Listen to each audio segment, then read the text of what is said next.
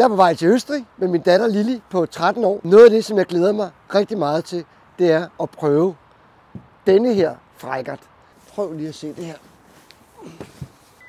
Den er bagstræk, har et 100 kW batteri og kommer altså alligevel op på 100 km/t på lige omkring 9 sekunder.